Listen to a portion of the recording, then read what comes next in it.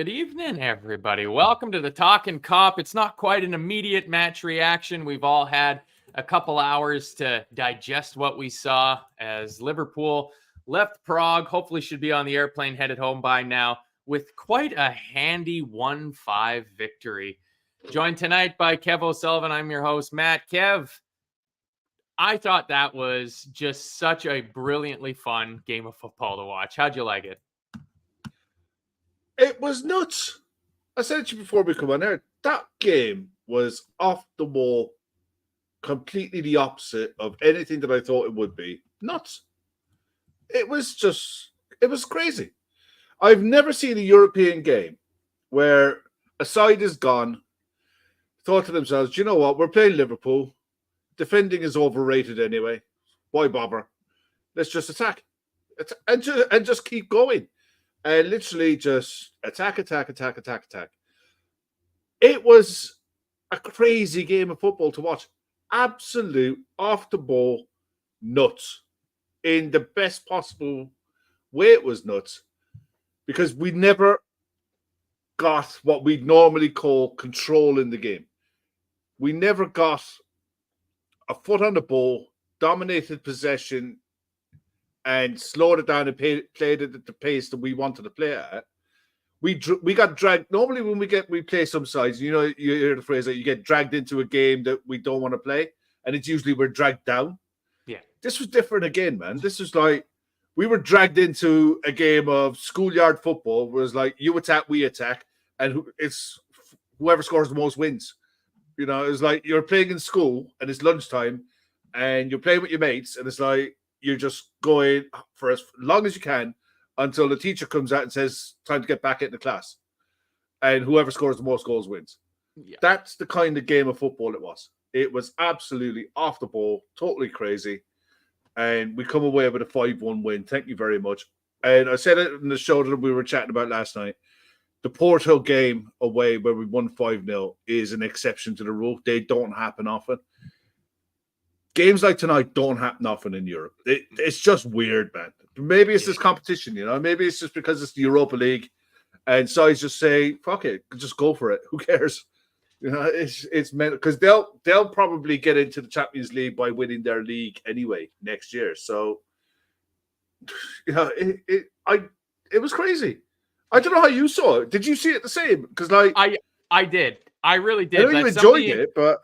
Somebody in the Telegram group described it as like the NBA All-Star game, where literally you're, I think, legally forbidden to play defense in the NBA All-Star game. And that's why I think it finished like 200 to 190 or something like that, because it's just end-to-end stuff. But like when you were talking there, it just made me think Sparta Prague are just a better Burnley. Like they're trying to play that expansive football because they're used to dominating. So Burnley did it last year in the championship.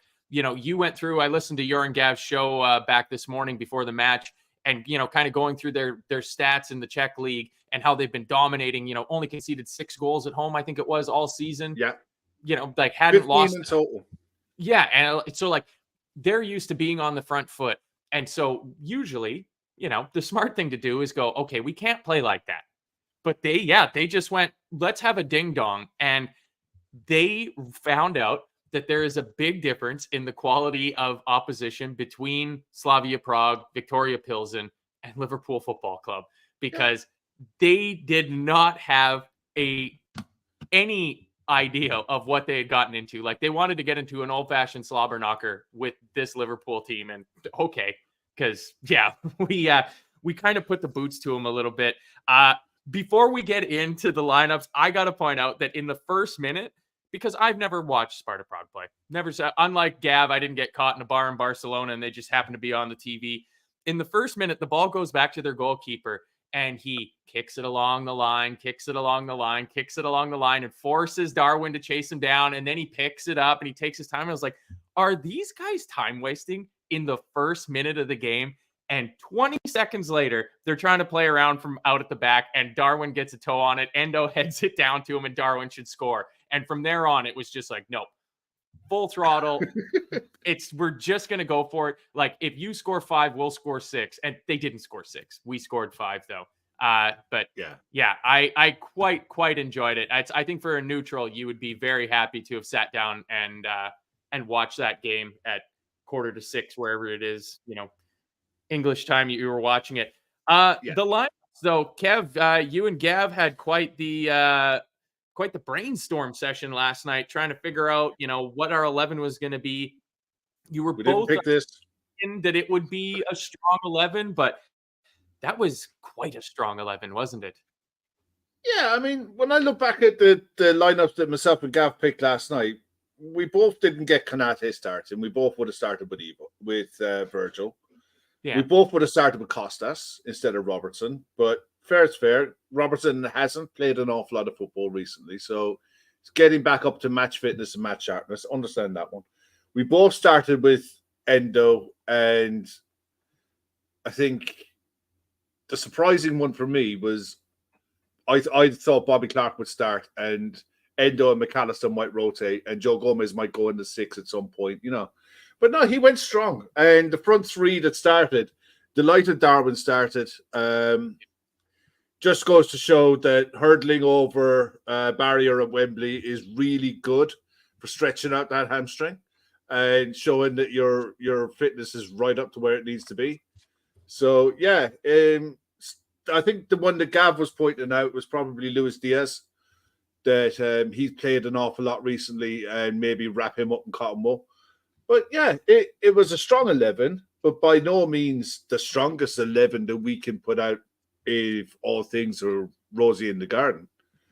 It was a strong 11 to go and win the tie, to maybe give you the breathing space in the second leg, that you can have a breather at home at Anfield before you play Manchester United in the Cup and everyone goes off on their international break. So, yeah, look, good 11. Most importantly, the biggest thing to come out when the starting lineups came out, Mo Salah is available back on the bench. That Mo Salah being available on the bench, huge, absolutely massive. We all know that Mo he keeps himself in excellent shape. He's physically as fit as anyone as I've ever seen. You just wanted to see him not overstretched, but get enough time so that he can get a few minutes into his legs, test out his hamstring so he can trust it, and then we'll see where he is for the weekend. And yeah, delighted with it, to be honest. Delighted with everything, the way it panned out. In some ways, it couldn't have been better. Other ways, not so good. Yeah, but, there's certainly one. There's certainly one fly in the ointment for everybody, because I'd say there always is. Yeah, pretty much unanimously, regardless of what scoreline you were happy taking or would bite off somebody's hand for before the game, pretty much everybody, whatever scoreline you picked, it was caveated with, but no injuries. So, unfortunately, it looks like Ibu Kanate might have picked up a little bit of an injury. Ashley L with an early quote on just that. To answer your question, because People the Mouse was asking about Ibu, Klopp said, Ibu said to me when he passed me in that moment, I thought if I do another sprint, then it could be bad. So he said he should be fine. We don't know. So there's a hint of the precautionary about it. So fingers crossed that he's ready to go for Sunday, and just realized that the game was in a good moment and it was okay for him to put his hand up and come off. But that was that 45-45 that a lot of people were thinking was going to happen with Van Dijk and Kanate. Ends up happening, regardless of whether Van Dijk was scheduled to come on or not. No, I'll be honest, right? But when I saw him, we'll talk about it now because there's no point in talking about it later. I saw him pull up when the ball came across. I saw him hop, slow down, and he did the right thing, but the ball was in a bad spot. So it's like, the player's protecting himself when the ball is in a danger area and he's not stretching or going for it in any way. And also, a player is going to turn around to his manager and say, I'll be fine, boss. Don't worry about me. I'll be grand. I'd expect him to say nothing less. We'll see when they fly back tomorrow. He'll get a scan, and then we'll see what happens with the lineup that's picked on Sunday. Yeah. Until then, it's just going to be a great talking point for the next 3 days for people who have got nothing better to say, because the club won't release a damn thing about anything until an hour before kickoff. And then we'll find out.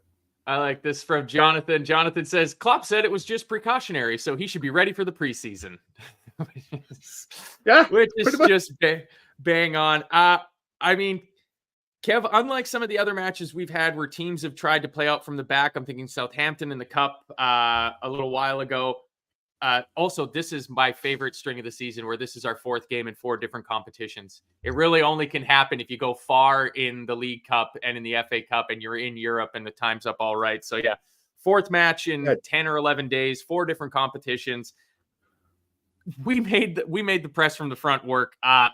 There's a sloppy touch by, I believe it's Sorensen off of Sparta Prague in the penalty area. And Alexis McAllister is on him like an absolute flash. And that is a stonewall penalty, isn't it? Yeah, it is. I mean, it was brilliant from McAllister. It was absolutely brilliant. So quick over the ground to see that the chance was there to maybe nick the ball. The guy never had a clue who was there. He just didn't see him coming. It felt like he was going to press him, even if he'd have controlled it. It felt like McAllister's job was going to be to rush up and press him. But when he has that loose touch, he's just like instantaneously there. Stonewall penalty. And the question always was, who's on pens, lads? Mo's not on the pitch. Who's on pens? Is Joe Gomez going to grab the ball and say it's mine? Is Darwin going to take it? You know what I mean? He's been on form. He's got a pretty good record of penalties, despite missing his last one, I think. And, you know, McAllister's like, no, I got fouled. My penalty. Thank you very much. Yep. And his record last season at Brighton was, I believe, quite good. I think he was 8 out of 8 or 9 out of 9 or something like that. 9 out of 9, I think. He's a solid penalty taker. He's just a little bit further down just in terms of the seniority at the team. Like, you know, if Mo Salah's on the pitch, he is taking all those penalties. He took a while to take it, but the only worry as well, he got a good kick onto his right ankle. You know, he didn't follow through on him, and it was a clear foul. But I'm like this now with everyone who gets a bang. It's like, oh God, please just get up. You know, we've already lost him once. Don't let us lose him again, kind of thing. You know, it was once it's all bounced back up, and he's like, no worries. Heard the referees whistle. I'm on pens, mine. Yeah, I love the fact that in this current run with Liverpool's injury situation, we've all developed hypochondria by proxy. Just any little thing of like, well, he's probably dead. He'll never play again. That's a season ender right there. It's all over. I mean, he slots the goal away nicely. It gets us off to an absolutely perfect start. 1-0 after 4 minutes. And then Cantor says here, and this is the part of the show we're coming on to now, seriously, Kelleher was shit hot again tonight. His form is incredible. He's my man of the match, Kev. I'll jump to the end and I'll let you know right now. If he doesn't have the spell he has from the time we score and through till the time basically we score again, and he makes 2 outstanding saves. He's tough. I mean, we were watching because we're lucky enough that on Virgin Media over here on free-to-air TV, they have access to the Europa League and the Champions League games free-to-air.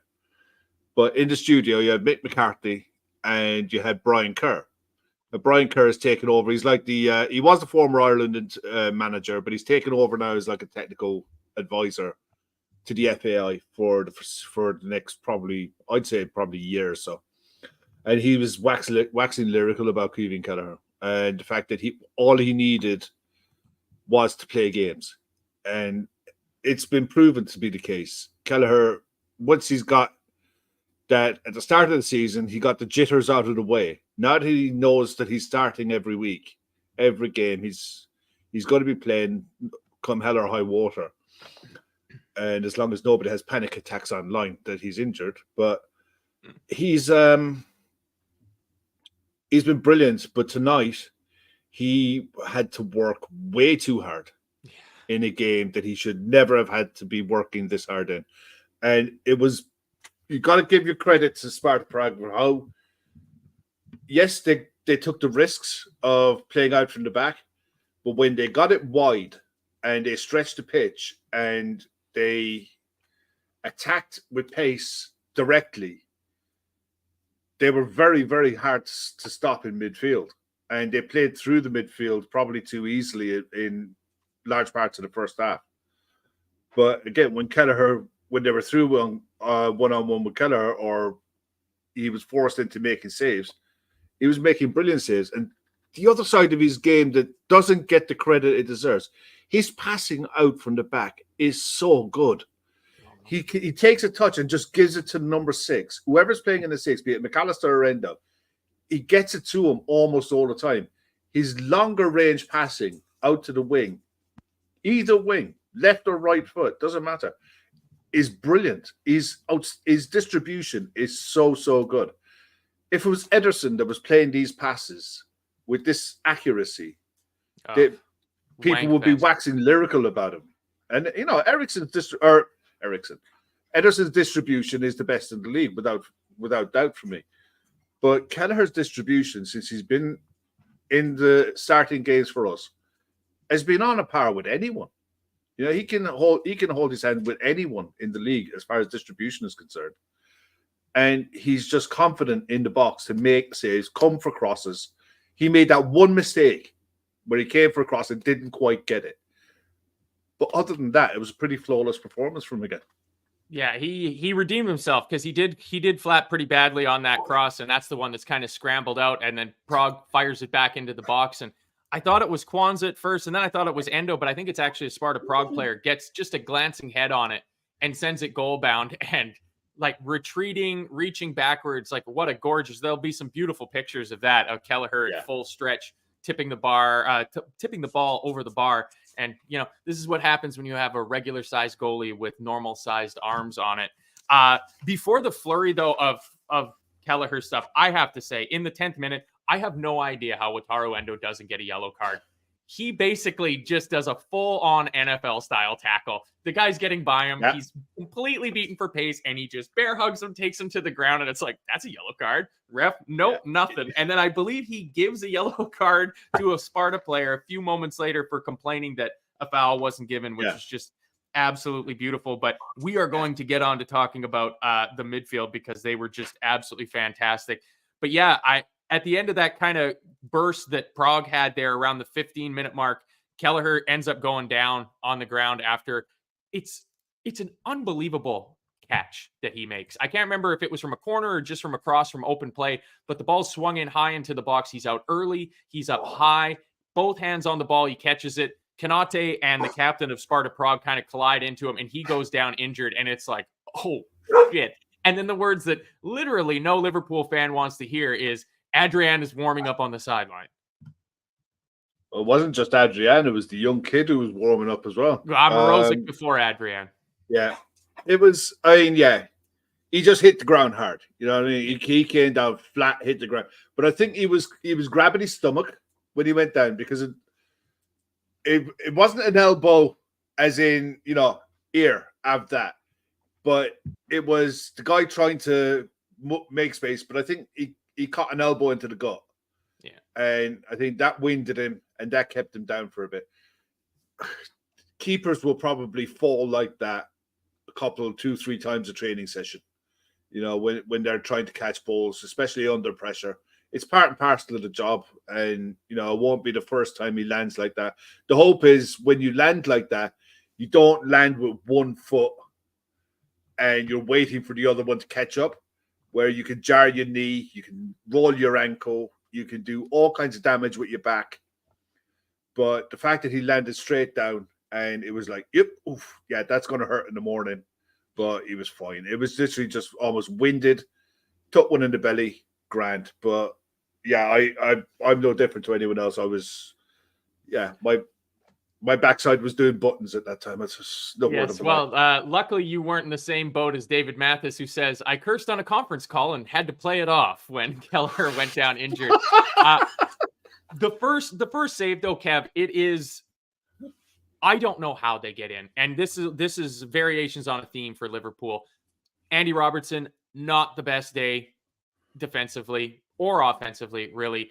Jarell Kwanzaa, when he was playing on the left side, when he was paired up with Kanate, didn't really have the best time. Harrison or Haraslin or something like that was one of the forwards for Prague who was going up against Ibu Kanate and absolutely skinning him on the turn for most of the first half an hour. But the first save on 15 minutes, they get in behind. Kelleher makes a fantastic save to get a hand up on it. I mean, the guy's wide open. He's got the whole net to shoot at. Kelleher gets a hand on it, he flips it up, and Joe Gomez wasn't quick enough to get back to cut the pass out or to block the shot off, but he's got his head screwed on. He's doing what the defender's supposed to be doing. Keep going back towards your goal.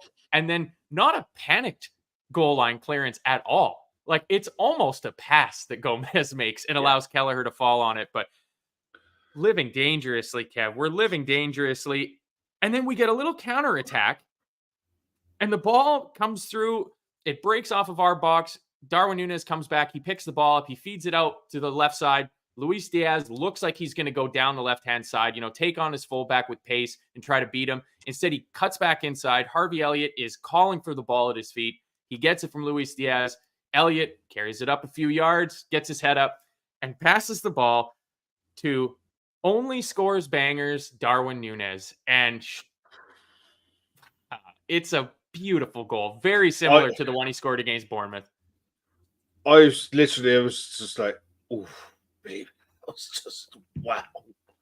It was one of those ones like outside of the box, take a touch, bang, curl it. It was just, wow. It was just, that stayed hit. You got to question the keeper because it wasn't. The replays look bad. Yeah, it wasn't in the corner. It wasn't a postage stamp effort. It was, he should be doing better. Have you seen an angle that kind of shows how much curve was on the ball? Because it looked like it had some nasty late dip and swerve on it almost. Because their keeper, he flapped like early season Onana on that one. Yeah, but I think the angle of the shot was it was always over his head. So, and it was coming down. It was like, if you ever watch cricket and you see a medium pacer when they swing the ball and they swing it late, it was like that. The ball's coming down. You know it's going to swing. You just don't know which way it's going to go. That was kind of like that shot. It just stayed high, and then down. It was a perfect shot. But if you're a keeper, you'll be disappointed. But it was like, I was just literally, oh my God. There are going to be people who are doing watch-alongs making noises that human beings shouldn't be making outside of the confines of their bedrooms when they were watching that goal. It was an outstanding finish. And given the fact that they were putting the pressure on and arguably had the better chances, they did. They had really good chances that they couldn't finish. Here we are. We're sat 25 minutes in and we're 2-0 up. And you're away from home, you're 2-0 up, home leg to come against Anfield. I just relaxed then and I started watching the game. I'll be back in 2 secs, mate. Yeah, I was going to ask if your dog needed to go out there. You could just hear him whining a tiny little bit. Ashley L sharing a fantastic stat. Darwin Nunez has been directly involved in 12 goals in 12 games for Liverpool in 2024. 8 goals and 4 assists, which is the joint most of any Premier League player across all competitions since the turn of the year. Level with 1. The league is over because he's back from injury, Kevin De Bruyne. It's an absolutely gorgeous goal. It's a pity that you have to kind of take a little bit away from it simply because of the poor job that the keeper does on it.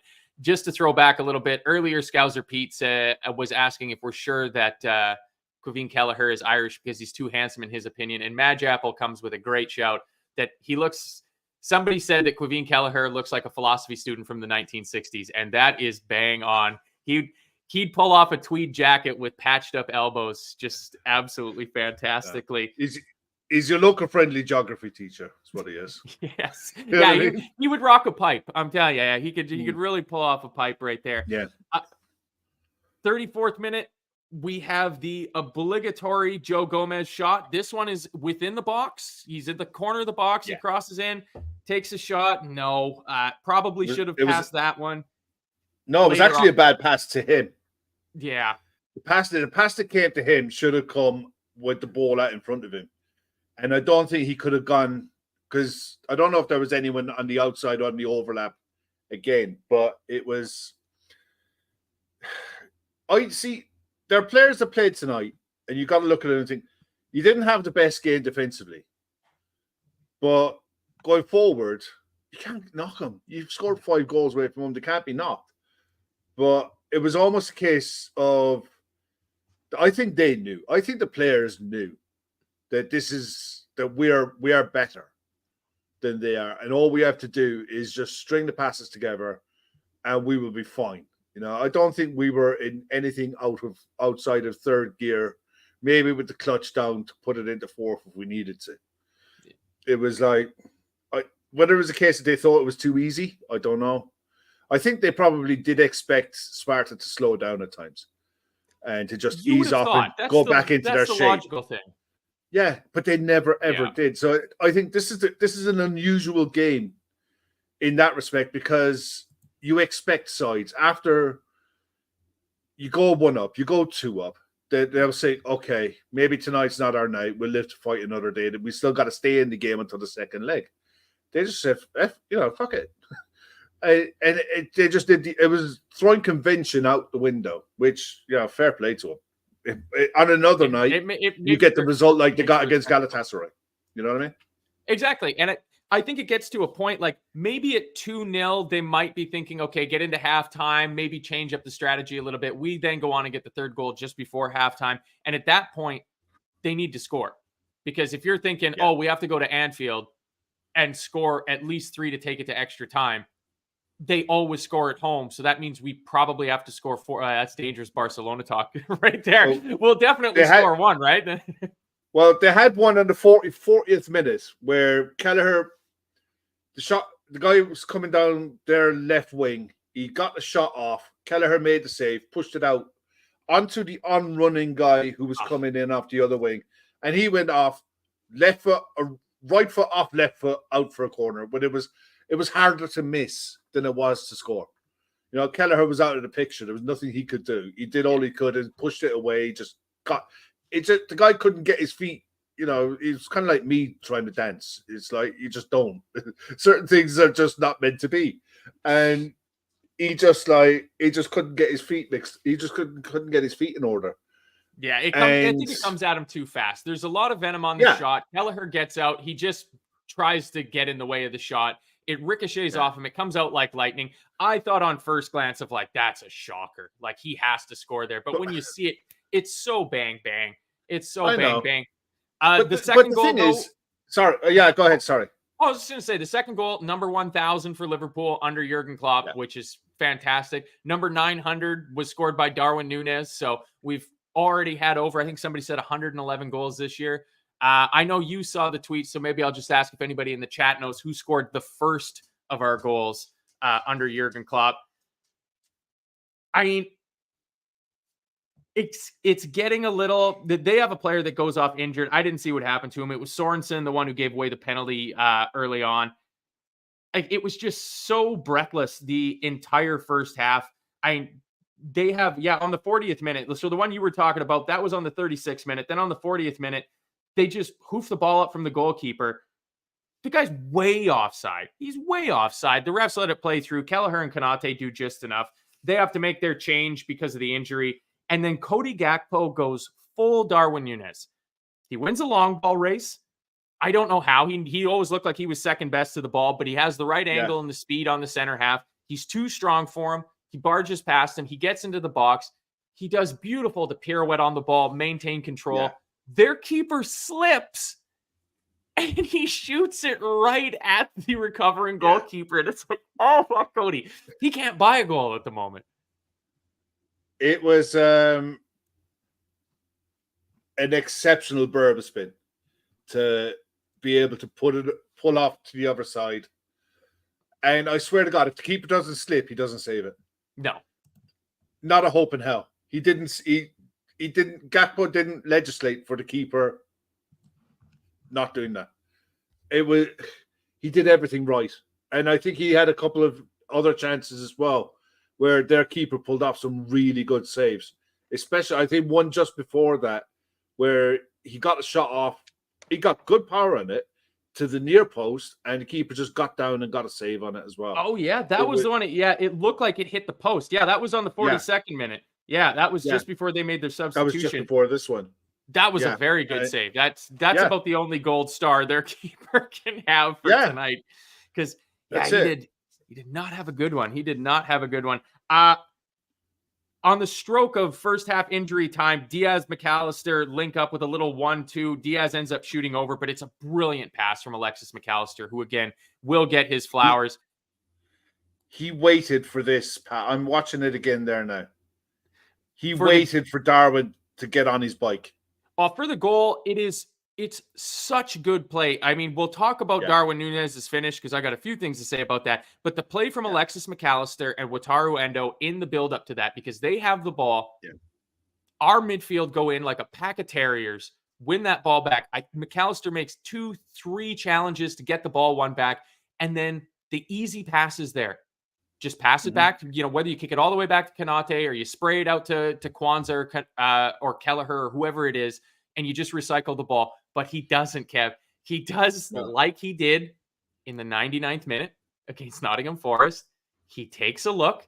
He spots his mate mate in Darwin Nunez, and the South American connection is really starting to look good for us. He knows the speed that Darwin Nunez has. He puts it into an empty space and says, there you go, Pantera. Run onto that one. The vision to see it is ridiculous. The quality to execute it is outrageous. And to put it into a space where Darwin didn't, all he had to do was time his stride to arrive onto the ball at the perfect time. And when he hits it, that shot, that coming onto a volley like that is so difficult that you don't skew it, you don't sky it. You get the contact clean and true. And he did. When you see that ball go into the goal from behind it, he hits it the gun barrel straight. That doesn't deviate an inch. There is nothing that keeper can do about it. That's one of his best goals. I love the one from outside the box. This, to me, screams technique. It absolutely screams technique. I love that you use the word scream there, Kev, because you know what it screamed to me? Luis Suarez. Yeah. That goal reminded me so much of those 2 bounce volleys where it bounces once, you look up, you make your mind up of what you want to do with the ball. Second bounce, you get yourself set. Kablamo. Oh, what a goal. And I mean, couldn't be finding his form at an absolute better time. I mean, he's going to be absolutely buzzing coming into the weekend. I can't wait till the weekend. I mean, so I think Gav was saying that there's going to be a preview show tomorrow night. We'll chat about it at the end. We'll chat about the that at the end. But we get to halftime. Give me one sec there. Sure. Well, I mean, first thing at halftime is the host comes on and asks everybody that's watching to hit the like button for us while you're in here. Rate and review on podcast downloads after the fact. Please, if you can support our charity fundraisers, which is fan supporting food banks in Liverpool, the Lighthouse Cafe in Dublin, helping provide warm meals and food to people that are in desperate straits and need it. You'll find the link in the description. Trying to raise 10,000 euros. Please help donate for that if you can.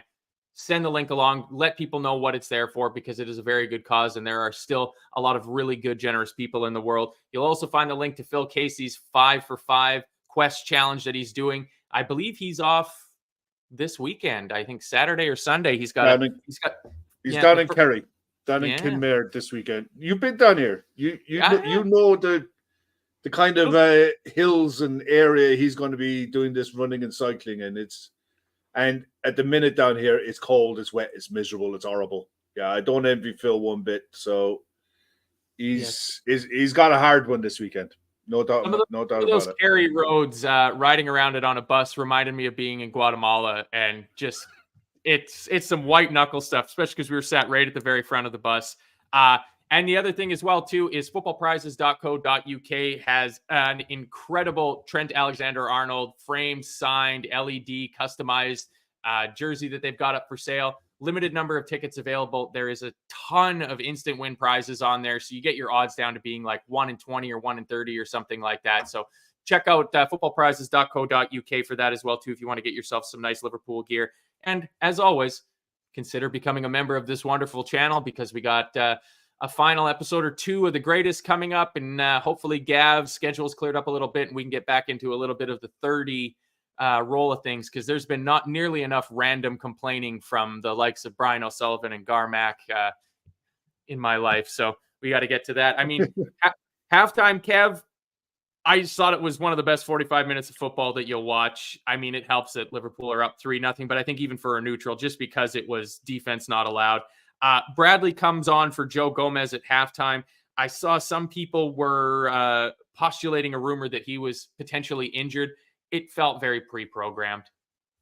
You know, maybe it'll be proven wrong in the fullness of time, looking back on it in a couple of days when Joe Gomez is out for, 4.5 months with an ACL injury or something like that. But I don't give a whole lot of credence to that. And wow, Connor Bradley, what a way to make an impact on the match.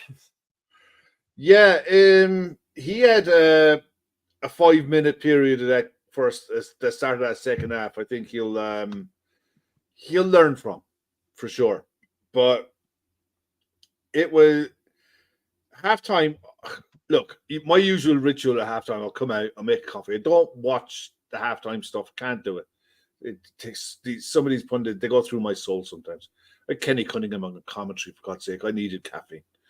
And it was, I come back in, seen the substitutes, and I saw Ibu was still on the pitch.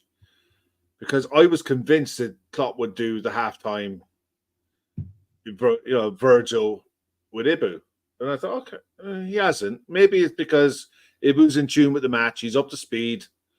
Give it to the hour, and see what happens. We're 3-0 up, but they're having a proper go, So, and then the first minute, that their fullback, I think the Brazilian kid, don't ask me his name, I haven't a clue who he is. Preciado. Rapid. Yeah. Ecuadorian. Rapid. He'll end up in the Premier League. I can tell you that for nothing. He's got pace to burn. And he put the ball into the right winger. He got the jump on Robertson. He got ahead of him. It was touch and go. Whether it was he timed the run really well. I mean, we cut him offside from like 5 or 6 times in the first half. But this one, they timed really well. Bradley, everyone was trying to chase back. And instead of going with his left foot, which is what he should have done, he went with tried to go with the outstep of his right foot to get it away. And he just got it horribly wrong. Yeah. I mean, it was a hell of a finish. Kelleher could do absolutely nothing about it. But look, defenders are going to make those kind of mistakes. It's part and parcel of the game. You got to dust it off. And I think after about I think he struggled with it for a couple of minutes. He was it was in rent-free in his head for a few minutes because he had a couple of shaky moments within a few minutes of that. But after that, he was grand. Once he started bursting his lungs open and going the other way, I think he quickly forgot about it. Yeah, well, I mean, they have another chance pretty much immediately from kickoff. I mean, they're back down our left-hand side again. I don't know their team well enough to know who the names were. Preciado stuck out to me because, like Kieran B asked, is that the guy that looks like Willian? And yeah, he did. I saw him at one point. It was like, holy shit. Like, I was wondering if he got out of Saudi Arabia. Oh, no, he's still at Fulham, isn't he? He never got to Saudi Arabia. Boy, he dodged a bullet on that one. He really dodged a bullet on that one. But the ball's played to the back post, and this is where Kanate ends up pulling up injured. But another good piece of goalkeeping from Kelleher. Reads that the ball is going to make it across, gets out, gets himself big, shuts it down on the 1v1. I mean, the save is so good that it ends up going out for a throw-in, not even for a goal kick, which is good. But then, of course, we get Ibu Kanate pulled up with his hamstring, and so we'll have to wait and see what the prognosis of that is. So then, of course, the change that I think most of us thought was going to happen, swapping the 2 senior center halves, ends up being forced onto us at the 50th minute.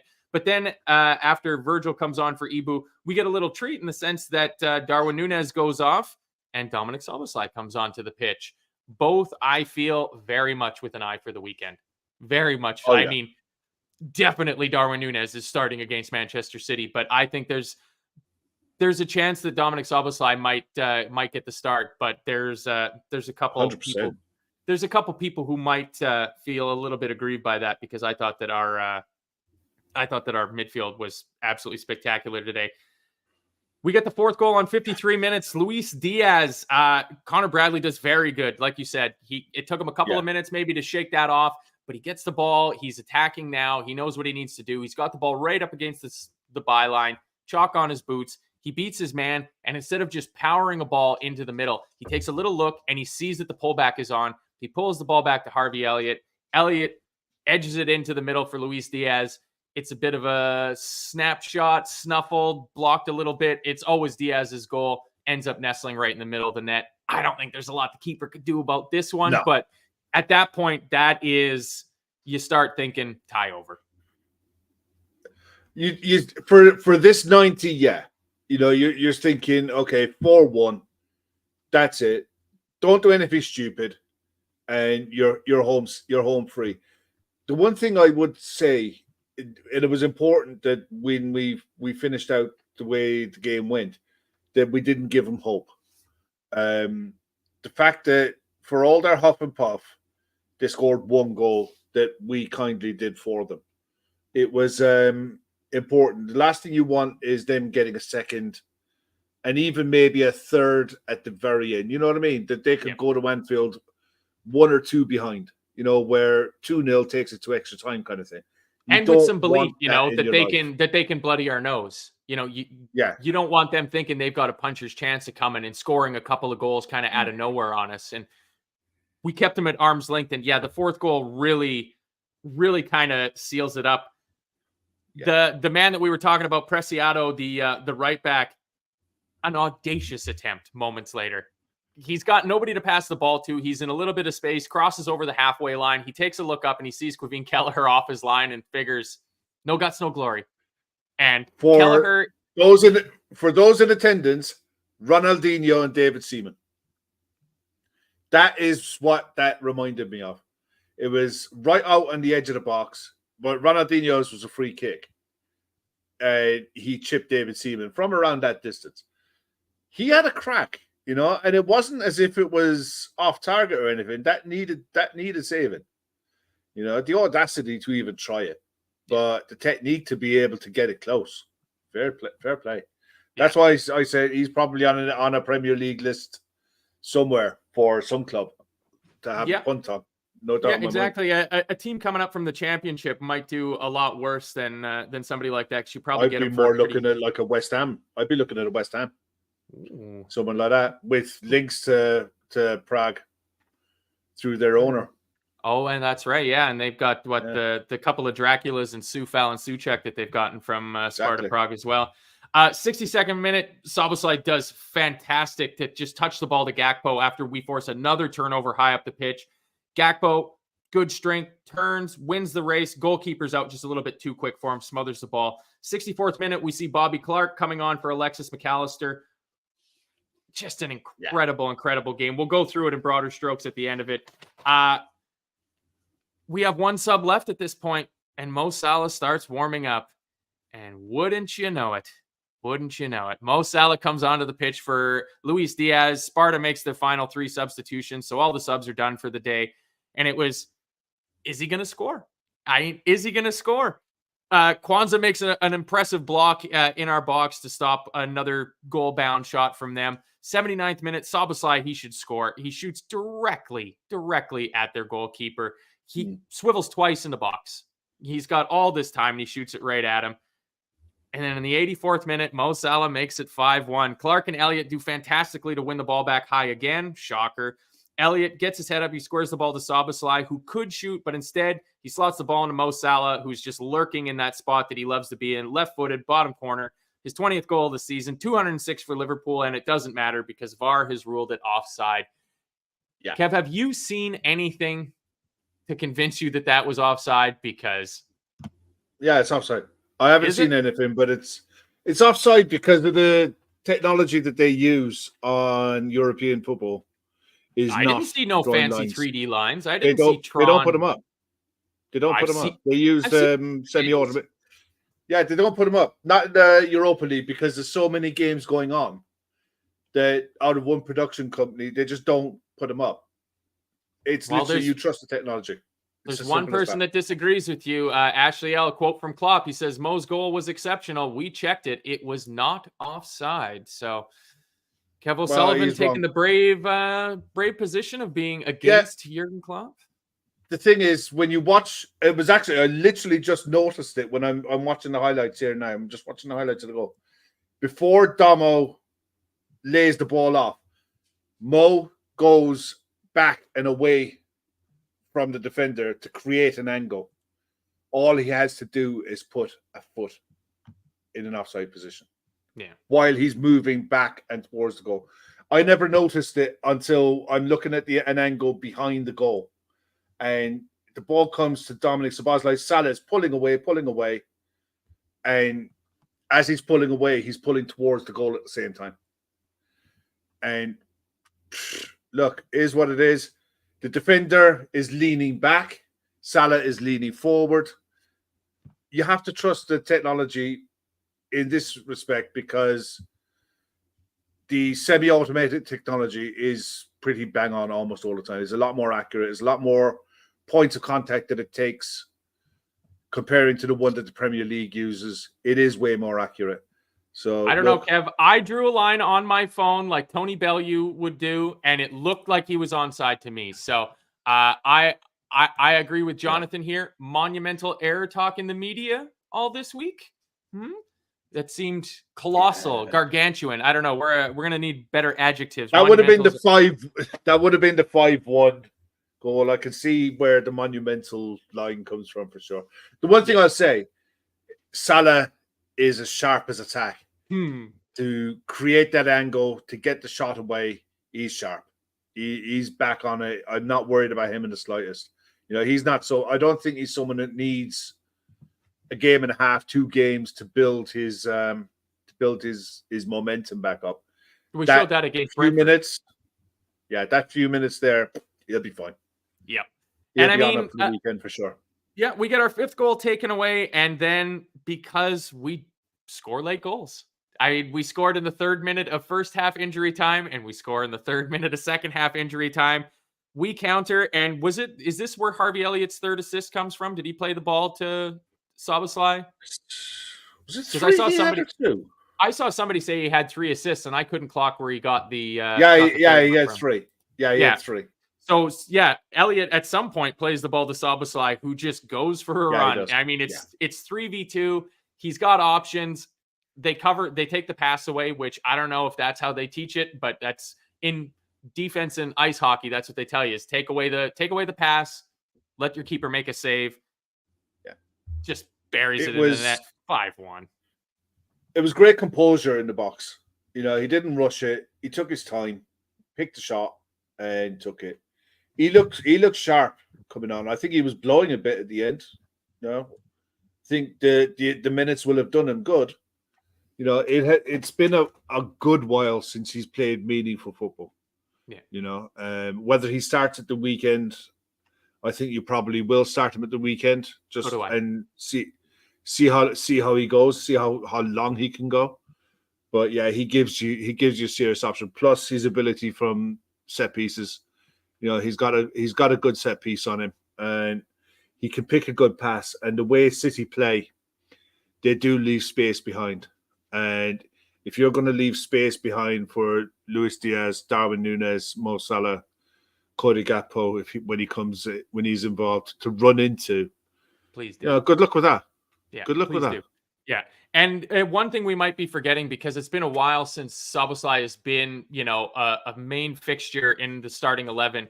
His running numbers, his defensive contributions were spectacular at the start of the season. So, you know, this isn't bringing in some vanity attacking number 10 or something like that. This is the guy that fits the system. It just feels like slightly hard lines for, you know, one Harvey Elliott, who, I mean, he's been absolutely run into the ground. I didn't think Elliott would play the full 90. He's just been like Scouser Pete here. He says Harvey Elliott has been beasted in the last 2 weeks, but instead of dropping off a cliff, he's getting better and better with each game he plays. And can we have a talk about the midfield, Kev? Because Wow, those are three not large gentlemen. And it's funny thinking back to this time last year and talking about how we need to rejig the midfield. And you start, having these discussions over tall midfielders. They've got to be tall, they've got to be big. And we've got Endo McAllister and Harvey Elliott out there. They were fantastic. And the combination of Endo and McAllister, it's not even a question. They are in our best 11. Yeah, I mean, look, for me, there were patches in that game where we didn't have control of the game, where we were flying by the seat of our pants. A lot of that was because of how they played through midfield. I think it took us a while to get to grips with it. There were moments that Endo just looked like he was sniffing everything out, and he was doing some really good stuff, really good work. He was intercepting loads. Well, he got called Like for you a said, handball in the first half, Kev. He reads it brilliantly to get in line for the interception. And the ball's coming right at his face, and he puts his hands over his face, and the referee calls for handball, and you just see Klopp on the sideline like, it's one of those things. It's one of those things. It's I mean, look, he should have been booked early. Yep. He was channeling his inner Fabinho, where he just smiled and he just like, and Fabinho learned it from Fernandinho, and it's like, sometimes players get away with it, and it is one of those things that some clubs get frustrated watching the Liverpools of this world, where players don't get booked, and I don't know whether the ref was a bit, hands-offish with the cards, because it wasn't that kind of game to begin with, but there were instances, there were fouls for both sides where you would have expected bookings, and they didn't come to pass. But I thought Endo was pretty good in the main. McAllister, attacking wise, his vision, he was brilliant in certain phases of the game. Other parts of the game, I thought they made him work. I think I'll go back to it. In the first half, Kelleher had to work way too hard for my liking. It'll be a completely different game at the weekend. We will not be that open. There is no way in God's green earth that we will be that open against Man City, and I don't care where you're playing the game. There is, if you give Erling Haaland those chances, or Phil Foden, or Kevin De Bruyne, or Bernardo Silva, they'll be out of sight by halftime, and we'll be destroyed if we defend like that. If we play like that open. That's why I just don't see that kind of game. But I do see a game where we'll draw them in to hit them on the break. And if they leave the amount of space that they normally leave against us, we will punish them for sure. Because the pace that we've got going forward is something that Man City aren't used to playing on a regular basis. So bring it on. Can't wait. But yeah, look, you go away 5-1 away in Europe. You're not complaining. It's just nitpicking, really. I'm just nitpicking a bit, because in truth, we could have scored another 2 or 3. We had some really good chances to score 7, 8, 9. And I think if it was a case that we needed to, we could have. But 5-1, I think I never say the tie is dead. But I didn't see anything in that side's performance that they can't. I think they'll come to Anfield. I think they're capable of scoring goals. I don't think they're capable of keeping us out. Yeah.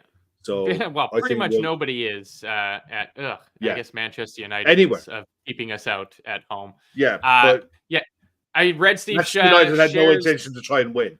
You know what I mean? Exactly. Red Steve sharing the Gav Doyle Memorial XG stats for the match. XG for Sparta Prague 0.86, 2.52 for us. He is now aware of it, Red Steve. I've done my due diligence. We'll get into the Ashley All post-match comment section now. Harvey Elliott, I don't think we were at our best today, but we made our chances count. It was probably the best thing that could happen, especially with the second leg coming up. I thought we were very clinical in front of goal. And Harvey Elliott on Darwin Nunez, he's a very clinical striker. If you put him in for half chances, he is more than likely going to take them. We are over the moon for him. And then just a final comment on Manchester City. Harvey says, it's going to be a tough game, but they are coming to our house. And It's gonna be a bear pit. We'll talk about it before we get out of here. Finally, Ashley L with some quotes from Klopp says Sparta took risks and we punished them. Scored wonderful goals. We knew it was not a walk in the park. We worked a lot. It was a good result. Now we recover and meet again in 7 days. Asked if there's any Sparta player or any player from Sparta that impressed him that he would take to Liverpool, and Klopp says, "I retire in the summer. Do I need to pick him on holiday?" Which is another in the collection of what is going to be a great compilation of Jurgen Klopp has announced his retirement and he doesn't give a shit anymore about media obligations. Yeah. Pretty much. Back that away. Yeah. Jurgen Klopp on Darwin Nunez. He had a more than okay first season, but he had to adapt. Wonderful boy, loves playing for this club with his boys and has quality coming out his ears. It's like strikers are, get out of here, Brian O'Halloran. It's like strikers. Is he at his peak? Not yet. Can he develop? But he's always a threat. Klopp on Joe Gomez says he's fine. We took him off. We played a lot of games, so that was more rotation, which is good. Klopp says it was individual quality tonight, not like team goals. The chances we had were team chances we created together. We needed to get a result here and now, and that's what we got. And then, Kev, the big one from Paul Joyce. Michael Edwards has held fresh talks with FSG in America over a possible return to Liverpool. This story isn't going away. If anything, it seems to be picking up some speed. Yeah. For anyone who's in the chat, we had a members show the other morning, myself and Gav, that is probably released on Spotify now if anyone wanted to download it. And we talked about Michael Edwards. And the thing is, to me, this isn't just Michael Edwards. Michael Edwards isn't getting on a plane and going to Boston to talk to FSG and the board for no reason. And Paul Joyce isn't being told this for no reason. There's other things at play here. Also, keep an eye on the guy at Bournemouth. The managing director or the technical director of Bournemouth has announced that he is leaving the club at the end of the season. And all likelihood is, seen as he worked with Michael Edwards at Spurs, and the two of them are very close, that there is every possibility that I think you could see the two of them being announced as a package. That one will be the CFO, Chief Footballing Officer, head of football operations for Liverpool Football Club. One will be the managing director or technical director, whatever you want to call it. And then they will bring in, the two of them will bring in the next Liverpool manager. Yeah. Paul Joyce also says that should Edwards return, he would then select the sporting director. He has high regard for Richard Hughes, who has announced he will leave his post as Bournemouth technical director at the end of the season. So, that's really looking like it's starting to pick up speed. It's almost like things have been in the work in the background for a tiny little bit. So here's to hoping. 100%. Here's to hoping. Finally, Paul Joyce says clarity on whether Edwards will be tempted to return to Anfield is expected soon, with Liverpool looking to make progress in building a structure that will ensure Klopp's successor as manager has the best chance of maintaining the club's success. And it's just brilliant to see, because the foundation is there. We just need to make sure that the next guy coming in doesn't smash into it with a bulldozer. That's why you, like Gav saying, he doesn't want a guy like Tommy Tukes to come in and, instantly want to put his mark on this team. This is a well-oiled machine we got going here. So well-oiled, in fact, that what is that, Kev? 7 straight wins for Liverpool? Since February 4th. Yeah. We're on a really good run at the minute. Cahill makes a great point, actually, after Ashley's comment there, Cal Robinson. Xabi Alonso is acutely aware of Liverpool's interest. That's coming from Andy Hunter's with the Guardian. Look, there's a few managers out there that are, you'd look at for sure. Xabi Alonso is obviously the number one. That noise isn't going away, and that noise isn't being quietened down by anybody either. It's clear as day. He's probably the brightest young manager coming through. His football education is up there with some of the best in the game. If he thinks he's capable of taking on the role from Jurgen Klopp and running with it and taking the club forward, there's no better person in my mind. Yeah. But the three who come in have to be on the same page. I'd hate to see a situation where I look at Klopp after a couple of years. It wouldn't have mattered who came in if Bayern Munich or Real Madrid came banging down the door. We want Jurgen Klopp. We want Jurgen Klopp. Klopp was always giving him the middle finger. You know, I'd hate to be in a situation 1, 2, 3 years down the line with another manager who comes in, takes the ball from Klopp, has success, and has their head turned. So for me, whoever buys into this needs to buy into it and commit. You know, we don't do short-term management appointments.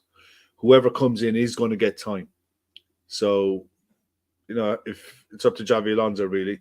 If Xabi Alonso has the balls, you know, good. It's a great appointment. Whoever comes in is going to have a big set. And like some people have said, and it should be pretty common knowledge, that Xabi Alonso will know that this might be his only chance at this job.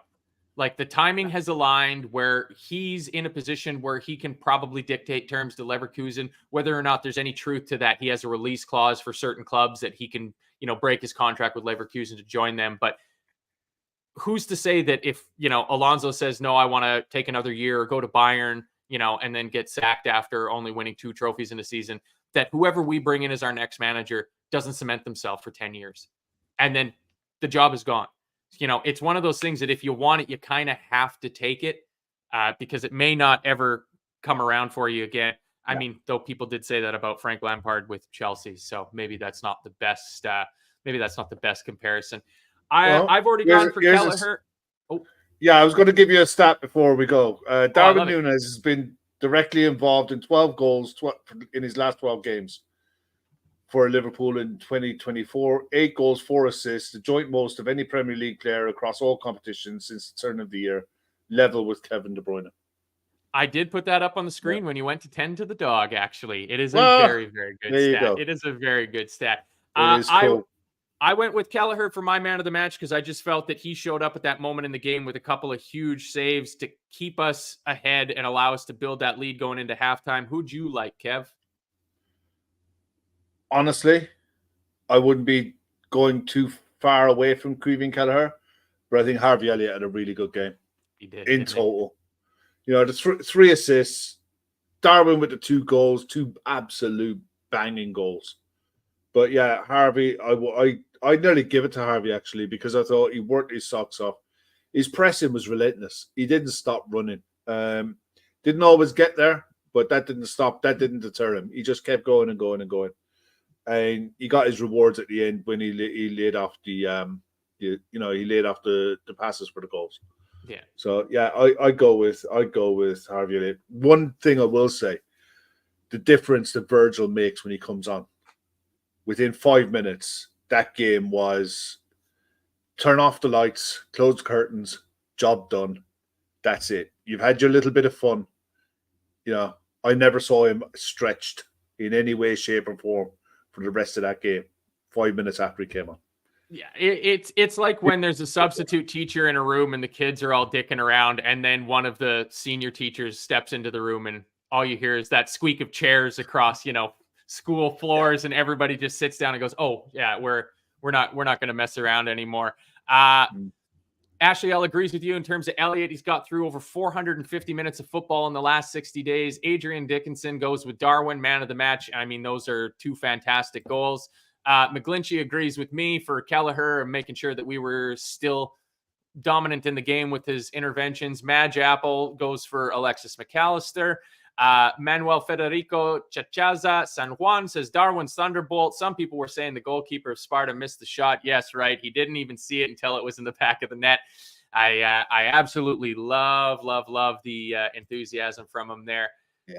Yeah, Kev, it's a good one. And now we roll on to the big game. It's the big game is next. And I think probably there's a few people whose nerves started before today's match was even begun or over. And slowly but surely, all of us as diehard Reds are going to start feeling those butterflies before we have kickoff at Anfield on Sunday. Do you know what? I'll tell you what, after the chat I had with Gav last night, when we were on here last night talking about this game, I think he calmed me down so much about this game that I don't care what the result is, because it doesn't really matter. It would be great if we win. We have a brilliant record against them if we win. If we win, we go 4 points clear of them, and fantastic, happy days. They play Arsenal next. Either way, one of those two sides is dropping points. If we draw, okay, fair enough, not the end of the world. Happy enough. If we lose, and depending on how the result goes against City, we win our next game, we could be back on top of the Premier League again. I think that the TV Sky are going to make this game the be all and end all. I definitely don't think it is. I am convinced that between now and the end of the season, there's going to be drop points. Whether we drop them against City or we drop a draw somewhere down the line or we lose a game down the line. Convinced all sides will. No doubt in my mind whatsoever. Without a doubt, 2 out of the 3 sides are going to drop points because of the head-to-head matchups against them. But it's not even that. If you roll it back to us playing Arsenal, we dropped the points there. So we're getting 96 points, Kev. We're getting 96. Yeah. Okay. We ain't, but the other matches in the Europa League tonight, as Andrew Den says here, Leverkusen lucky though tonight against Carrier Bag. I thought they had scored a third goal. I was just looking at the scores coming in, but I see the final score was 2-2. They brought that back in Azerbaijan from 2-0 down, and not a great day out for Brighton, for either their fans who had to deal with the absolute garbage that is some of the Roman ultras, or for the Brighton players on the pitch. 4-0. Ooh. Listen, experience in Europe matters, and Roma are a seasoned, experienced, operator in this competition at this level for a good while. You got a player like Paulo Dybala playing up front for you. They're a good side. They're a very, very good side. And, at home, I think probably inexperience cost Brighton. No disrespect. It's like, this is really, really more than what any Brighton fan could have hoped to achieve, is being in this competition in the knockout stages, going to Rome, marred by absolutely disgusting behavior by Italian fans, the absolute scum of the earth. But look, they'll get a chance to have another go in the home leg. They probably are out of it. 4-0 odds are against them massively, but they can have a go, see what happens. That's all they can do. Yeah, absolutely. And all we can do is just keep on chugging. But I did save an absolute banger. One final thing. Scouser Pete has a serious question for us, Kev. Scouser Pete says, my good lady is away for 3 nights. Would I be a failure as a dad if my son and I had takeout each night? Now, I'm not a father, so I don't really have authority on it, but it feels like it would be a dereliction of duty if you didn't have takeout each night. Kev, opinion? Yeah, just make sure you don't brag about it and you dispense of all the evidence before you come back. And at least look like you've washed something up, move the pots around. Make sure that all the potatoes that are in the cupboard are gone. Throw them out. Yep. Yeah. Make sure that at least some of the wrappers are not at the top of the bin. Have a bit of nous about you. Yeah, smart. Yeah, maybe take like a leaf off of a stalk of celery and just stick it to the side of the sink as she's, coming up the front walkway. You can tell who the proper parents are here. Ashley, diversify the takeout. Chinese, Indian, and greasy spoon. There you go. Yeah, there you go. Yeah, that sounds absolutely wonderful. I mean, the issue is I'm supposed to go and make myself some butter chicken, but now I kind of just want takeout now. So thanks a lot. Thanks a lot for that, Scouser Pete. But mostly thank you, everybody, for joining us in here tonight. Always appreciate everybody in the chat. It is the best chat going in all of sports YouTube. If you're not in on it, if you're catching up on a download afterwards, try to make an attempt to come and join the live chat, because we have such a wonderful community of people in here. And then take it to the next level. €4 a month. Become a member of the Nippy Carpathians Bar, which is what we've decided to call our members because of a random thing Keith said a while ago, which is just exactly how things work here on the Talkin Kop.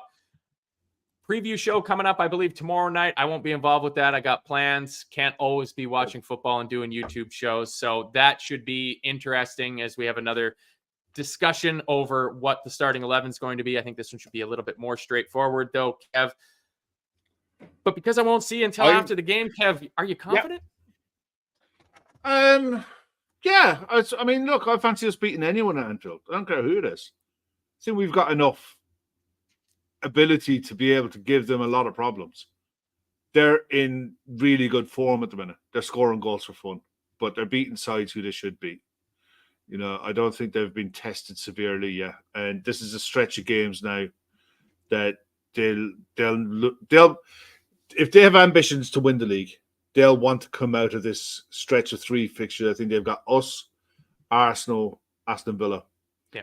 If they can come out of those 3 fixtures with 7 points, they'll fancy their chances of winning the league. So look, it's not the be all and end all, but you want to give yourself the best chance, and to give yourself the best chance, you need to be trying to win your home games. And it'll be a massive test, no doubt about it. We can't field our best side. We have injury problems, but we also have players in form. The likes of Darwin Nunez, Luis Diaz, Alexis McAllister. Virgil is on form of his life. Kelleher is playing outstandingly well. We've got a real chance. That's all you can hope for. Put a proper shift in, give it a go, and hope for the best. And all Andrew Den could hope for was for somebody as generous as David Mathis to throw up a 1 month free Talkin Kop membership, which Andrew Den just snagged. And that's what Avo gets for leaving the show early. I don't even know if Avo was here tonight. That's what you get, Avo. That's what you get, Avo. Ashley, I'll ask me what my 11 would be. I'll just tell you: Kelleher, Robertson, Van Dijk, Kanate, Bradley, McAllister, Endo, Szoboszlai, Diaz, Darwin, Mo.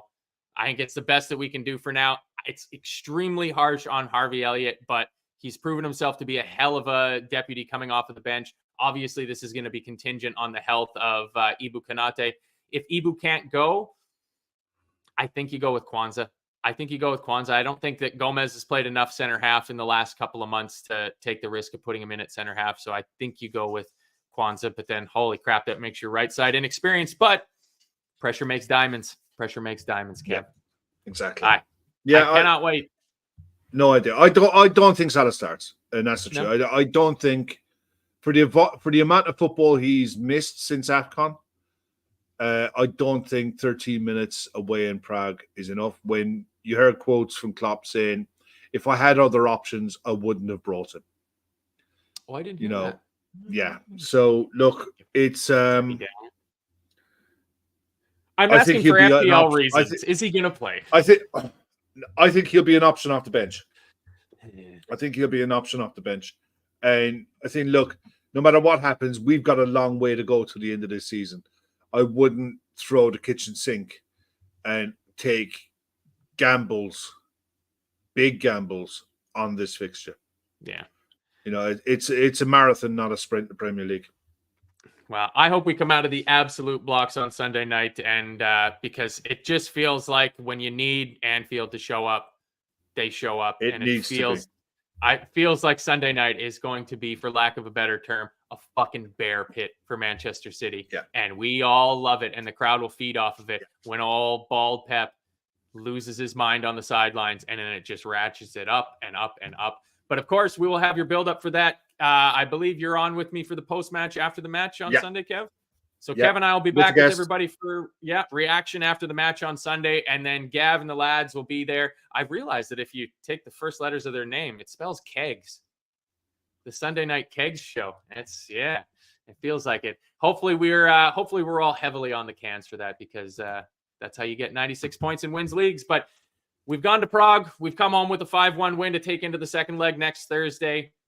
Reds are looking very good. Darwin Nunez at the double. Thank you very much for joining me, Kev O'Sullivan. Thank you, everybody in the chat, for joining us. Please check out the charity link for our 2 charity partners. It's in the show description. You know all about it. You'll find it on the social media. Hit the like button on the way out. But if not, we'll see you guys on the next show. Adios.